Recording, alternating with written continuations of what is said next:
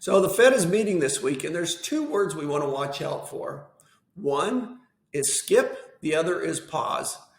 And let me break those down for you in my favorite movie, Christmas Vacation. I'm going to use Cousin Eddy. Cousin Eddy would be like Skip. Shows up at your door. You really don't want to hear Skip because Skip's going to hang out and you know it's bad news. That's the Fed saying, we're not going to raise rates now, but we plan to still in the future. And we just want to buy time to see what we need to do. A pause, on the other hand, would be like Clark getting a letter saying, your Christmas bonus is coming. It's not there yet, but it's coming. A pause says, we're not going to raise the rates right now, but we actually expect to possibly start lowering them or at least keeping them where they are on the short-term rates. And then we have some great news this week that should help us out.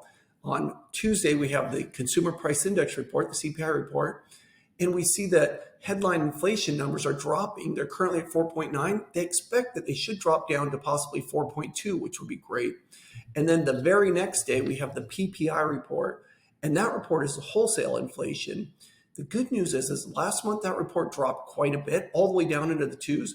This month, we think that it could drop as low as 1.5. If we see that number, that should help the Fed move to a pause instead of a skip. So the good news is that both of those reports are coming out before the Fed makes their announcement. So the Fed meets on Tuesday. They don't make their announcement until Wednesday afternoon after the PPI report. So let's hope for great news this week from the Fed.